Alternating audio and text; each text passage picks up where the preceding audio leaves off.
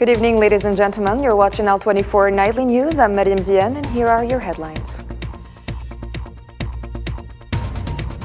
Algerian President Abdelmajid Tebboune received on Wednesday at their request members of the expanded office of the Algerian Economic Renewal Council, headed by Kamel Moula. The president has also received at her request the U.S. Ambassador to Algiers, Elisabeth Moore-Aben.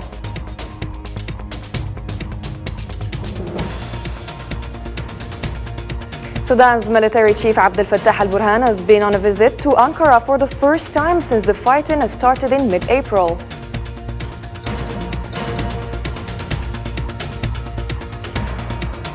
And President Vladimir Putin said that Russia would help North Korea build satellites, while North Korean leader Kim Jong-un expressed his gratitude for giving his visit to the latter special importance. Welcome to the news. Algerian President Abdelmajid Tebboune received on Wednesday at their request members of the expanded office of the Algerian Economic Renewal Council headed by Kamel Moula.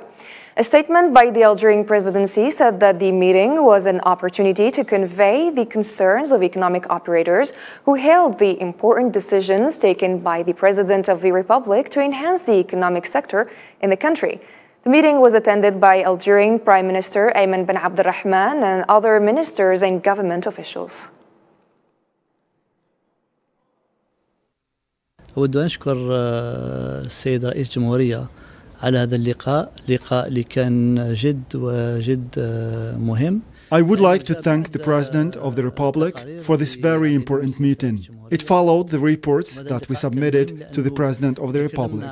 The meeting was important as we discussed several issues, including the problems facing companies. So far, the President of the Republic has taken important decisions that will alleviate the concerns of economic operators and solve their problems. Today, the Algerian Economic Renewal Council remains at the service of the country, the economy, and the people. Algerian President Mr. Abdelmajid Tebboune has also received on Wednesday at her request the U.S. Ambassador to Algiers, Elisabeth Moore-Aben. A statement of the Algerian presidency said after the meeting, the U.S. ambassador said that her meeting with President Abdelmajid Tebboune allowed her to express her country's gratitude for the efforts made by Algeria to stand by neighboring countries, especially following the disasters that left thousands of victims. The meeting was attended by the director of the Cabinet Office, Nadir Al-Arbawi.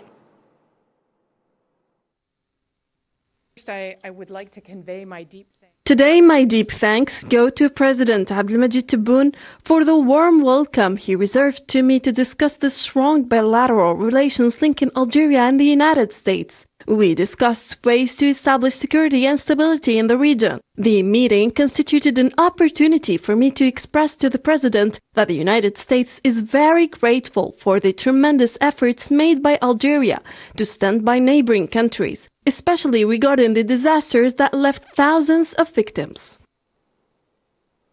The American ambassador affirmed her country's readiness to work with Algeria during its membership in the Security Council and Human Rights Council, noting that membership in UN councils is an honor and also a responsibility at the same time. I wish the President of the Republic a fruitful and pleasant trip to New York as part of his participation in the proceedings of the UN General Assembly. The United States of America is ready to work with Algeria during its membership in the UN Security Council and the Human Rights Council. It's a great honor for those UN bodies and a responsibility at the same time. Elisabeth Moore-Aben considered that launching a direct flight between Algiers and New York would strengthen economic relations and exchanges between the two countries. We also evoke the strong relations that unite the two countries in the economic field. I affirmed to the President that launching a direct flight between Algiers and New York will strengthen economic relations, economic exchanges, and tourism between the two countries. I will also strengthen cultural relations through exchanging experiences and expertise, notably English language. I reiterate my thanks, Mr. President, for the warm welcome. We will continue working in earnest to enhance the strong and deep relations that unite our two countries. And in Derna, more than 5,000 people have tragically lost their lives and thousands remain missing beneath the mud and debris of flood-ravaged buildings. The The International Organization for Migration reveals that over 30,000 residents were forced to flee due to the devastating impact of Storm Daniel. Hussein Berkan. The aftermath of Hurricane Daniel has brought devastation along the eastern Libyan coast. Derna, in particular, bore the brunt of this natural disaster. The collapse of 2 dams triggered torrents of water laden with mud, leading to the loss of over 5,300 lives, with over 10,000 others still unaccounted for. The number of dead in this particular section is 1,500 deaths so far. We counted them as they were lying in the hallways. Whoever is identified is then buried. There are some who have not been identified, so we started photographing them and assigning numbers to them, then burying them as well. On the other side, they've buried 500 people. Things are very bad. The hospital is dilapidated. In cities like Derna, Al-Baida, and Shahat, grieving families are coming together to lay their loved ones to rest in mass graves, barely able to accommodate the large number of bodies. This grim necessity aims to prevent the region from becoming a breeding ground for a health catastrophe. Simultaneously, desperate searches continue for those missing, buried under the rubble, or even washed out to sea. In the face of crumbling infrastructure, around 30,000 residents had no choice but to leave Derna, according to the International Organization for Migration. Then we heard that the dam had burst and the water had flooded the area. People were asleep and no one was ready. But this is what happens. What can we do? For me, my house is next to the valley, opposite the Al Sahaba Mosque. The whole family lives next to each other. We are all neighbors. We lost 30 people so far, 30 members of the same family. We haven't found anyone. The affected Libyan cities are receiving help from neighboring nations, including Algeria's civil protection teams, who are providing rescue equipment and vital humanitarian and food aid to support the impacted families. Despite the political division, Libyans are uniting to confront the worst natural disaster the country has faced in decades. An Algerian Interior Minister, Ibrahim Merad, accompanied by the Health Minister, the Minister of Solidarity and the President of the Algerian Red Crescent, was received in the capital Tripoli by the President of the Libyan Presidential Council, Mohamed Al-Menfi. According to a statement by the Interior Ministry, the Algerian delegation conveyed the condolences of President Tebboune to the government and the Algerian people, to the Libyan brothers, following the great tragedy that befell the country as a result of the floods that swept a number of Libyan cities, renewing Algeria's unconditional solidarity with Libya and its readiness to support it by providing all necessary assistance in order to overcome the repercussions of the floods. The same source added that the ministerial delegation has affirmed that Algeria begun the delivery of humanitarian aid to Libya through the airlift decided by Algerian President Abdelmajid Tebboune. It was necessary that we mark our presence entrusted by the President of the Republic, Mr. Abdelmajid Tebboune, who sent us as a ministerial delegation made up of Minister of Solidarity, Family and Women's Issues, the Minister of Health and the President of the Algerian Red Crescent, to extend his condolences to the President, the Libyan government and the Libyan people. We are ready to help them more and more every time it is necessary, and there is a request from our Libyan brothers.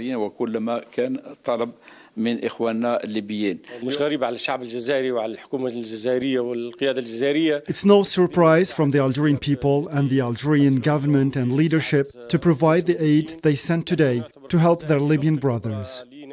We consider Algeria as our elder sister in Libya, given that we share the same fate, and on the occasion, we thank, and the National Unity Government thanks, the Algerian leadership, government and people for their aid and the arrival of a fleet of special airplanes which carried a great number of rescue teams with full equipment, in addition to special equipment for civic and national safety. عدد كبير جدا من رجال الإنقاذ بمعداتهم الكاملة وكذلك المعدات الخاصة بالسلامة المدنية.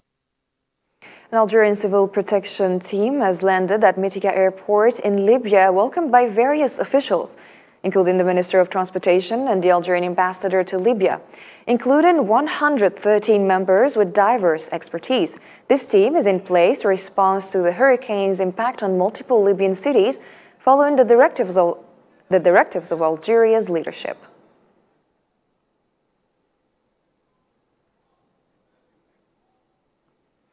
And Mohamed El-Menfi, the chairman of the Libyan Presidential Council, acknowledged the magnitude of the catastrophe surpassing Libya's capabilities. He's also called for assistance. We found that responsibility required us to make another decision, to request international help from all countries and organizations without exception. As the disaster is enormous and beyond Libya's capabilities, I call on political leaders and institutional leaders to continue to avoid political exploitation for the disaster, as this is not part of our values and ethics. And if it happens, it will affect efforts to confront the disaster, which is unacceptable and cannot be tolerated. I extend my thanks and appreciation to the people of the city of Derna and the people of these areas of their solidarity and their sincere efforts and their courage in the rescue operations. We welcome the brotherly Algerian ministerial delegation, which is always the first to address all nations' issues. Abdoulaye Batli, the UN envoy to Libya, expressed admiration for the unity demonstrated by local institutions in confronting the devastating floods in eastern Libya. Batli extended condolences to the Libyan people and praised the heroic efforts of rescue teams, encompassing or including military and security personnel, along with national and local officials. He called upon the international community to unite and back Libyan authorities in aiding those in urgent need of assistance. I am deeply saddened by the catastrophic impact of Hurricane Daniel on eastern Libya. I offer my deepest condolences for the hundreds of innocent people who lost their lives, the thousands who are injured and unaccounted for. My sincere wishes for speedy recovery for all injured. My thoughts and prayers are with you all in this difficult time. I applaud the brotherly and sisterly nations who came forward and provided support for Libya. The emergency is massive and the needs are immense.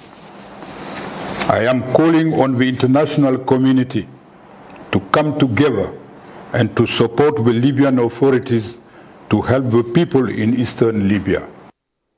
And the Algerian Foreign Minister Ahmed Attaf received on Wednesday the United Nations Secretary General's personal envoy for Western Sahara, Staffan de Mistura. The UN representative's trip to Algeria is part of a larger regional tour that he started in the occupied Sahrawi territories, where he held a number of consultative meetings.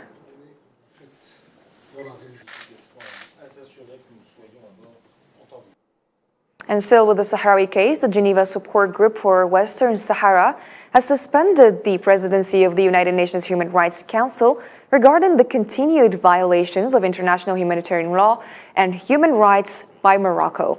The Geneva Support Group for Western Sahara reminded the HRC of the siege imposed on the occupied Western Sahara by the occupying force regarding the inability of the Office of the High Commissioner to carry out any action visits to Western Sahara for the 8th year in a row.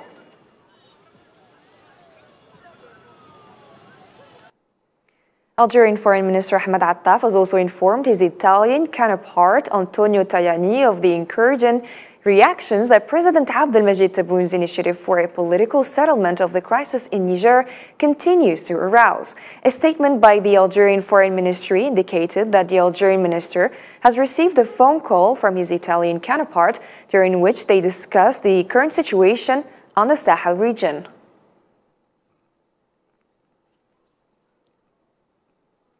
Tunisian Foreign Minister Nabil Amar has praised the Algerian initiative to resolve the crisis in Niger through political and diplomatic means, stressing that it's in line with Algeria and Tunisia's approach to seek peaceful solutions to ensure security and stability in the countries of the continent. Mr. Ammar's statement was made during a meeting with the Algerian ambassador to Tunisia, Azouz Balal. A communiqué of the Tunisian Foreign Ministry said that the meeting constituted an opportunity to stress the necessity of providing all the conditions for the success of the 22nd session of the Grand Joint Tunisian-Algerian Committee, which will be held from the 2nd to the 4th of October in Algeria. The Military Council in Niger said it would end the military impact with neighboring Benin, accusing it of authorizing the deployment of troops on its territory for possible military intervention against Niger by the West African Regional Bloc. In a statement read on the national television, the Military Council announced Benin had authorized the deployment of soldiers, mercenaries, and war materials in the context of the possible ECOWAS intervention. As a result of the new Nigerian authorities decide to denounce the military cooperation agreement with Benin, the same source mentioned.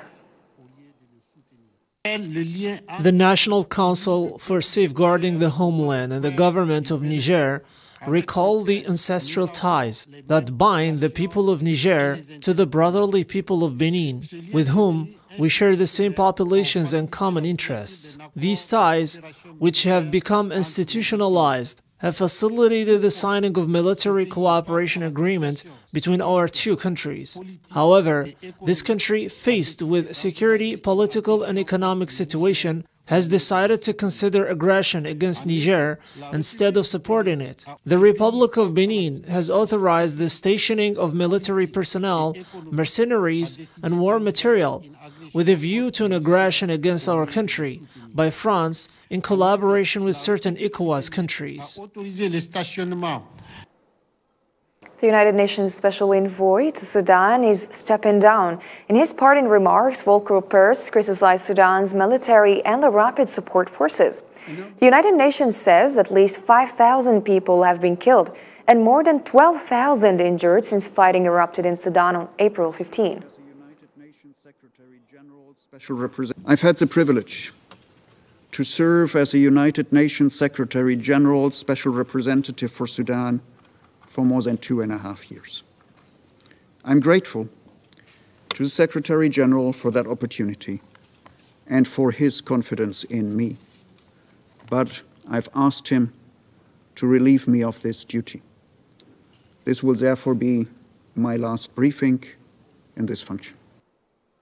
And Turkish President Recep Tayyip Erdogan on Wednesday received Sudan's military chief, General Abdel Fattah al-Burhan.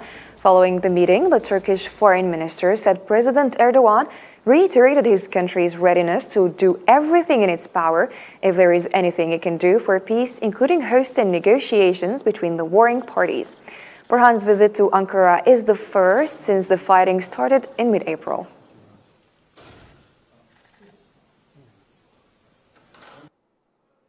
In a troubling development, Zionist occupation forces detained 10 Palestinians from the occupied West Bank.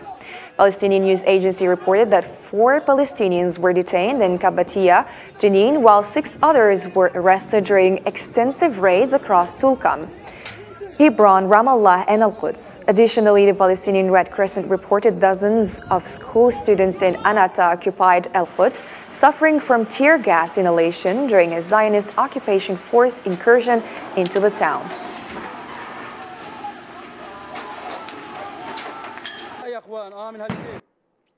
And President Vladimir Putin said that Russia would help North Korea build satellites, as you followed in the top stories. That came after North Korean leader Kim Jong-un toured Russia's most modern space launch center, the Vostochny Cosmodrome. It's worth noting that earlier on Wednesday morning, North Korea launched 2 short-range ballistic missiles into the sea off its east coast.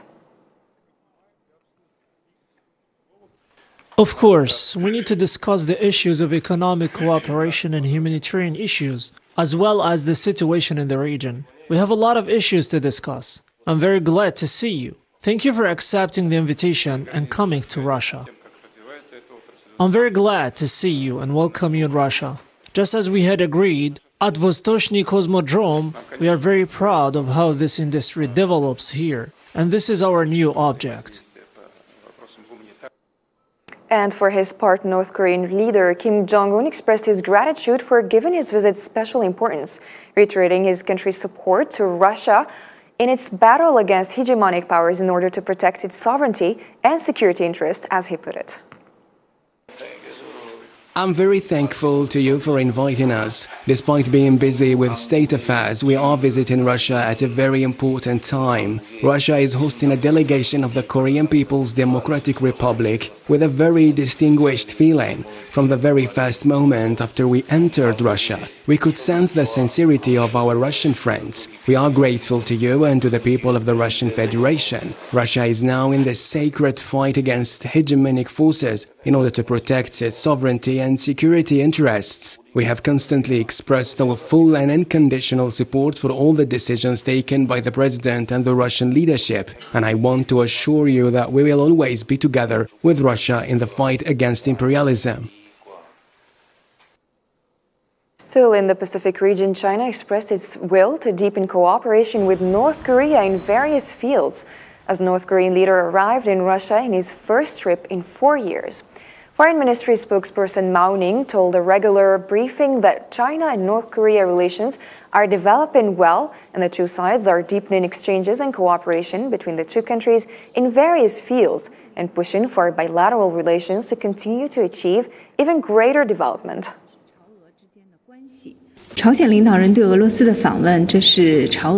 As for China-North Korea relations, I have also introduced the relevant information yesterday. China and the Democratic People's Republic of Korea are friendly neighbors linked by mountains and rivers. The relationship between China and the Democratic People's Republic of Korea are developing well. Our countries are implementing the important consensus reached by leaders of the highest levels in both countries, deepening bilateral exchanges and cooperation in various fields to push the traditional friendly relations between China and the Democratic People's Republic of Korea to continue to achieve new and greater developments. And for more news around the globe, here is the news in brief. A fire in a 9-story apartment building in Vietnam's capital killed at least 12 people and injured more than 50, state media reported Wednesday. The fire has been extinguished and rescue operations were continuing, the official Vietnam news agency reported, while authorities have not confirmed an exact death toll.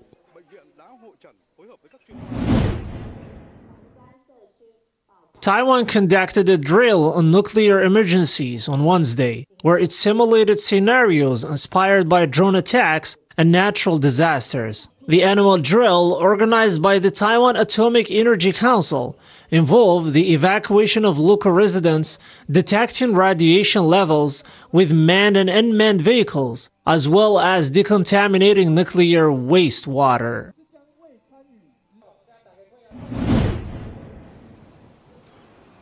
An overnight fire in a home care for elderly in the northern Spain region of Austria has killed 1 person and injured 27, emergency services said on Wednesday, while the cause remained unknown. A 46-year-old worker was seriously wounded, while 26 people suffered slight injuries, according to the same source.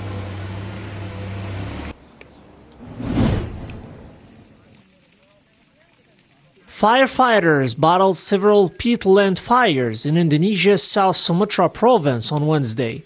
The fire started Tuesday afternoon near residential areas and along a highway in 3 villages. The firefighters' endeavors were hampered because water sources were far away and several reservoirs were dry. Forest and peat fires are an annual problem in Indonesia that strains relations with neighboring countries.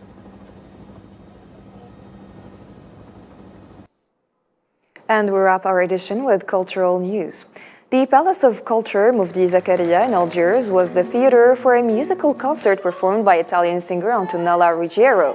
The Italian singer mesmerized the audience with her awesome voice and performance.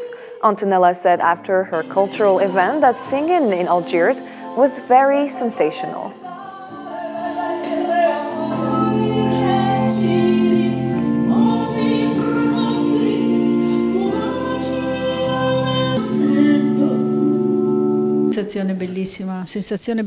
It's a beautiful sensation to be here with the friendly Algerian people, a sensation that reminded me of my beginnings so many years ago. It's an exceptional sensation that I cannot describe. It's fantastic. It's very hot in there, but the music is great. It's something I have not experienced before, and I credit to Algeria for allowing the foreign entertainers. And that's it for tonight's edition. If you missed any part of the broadcast, you can follow us in our social media platforms. Bye-bye for now.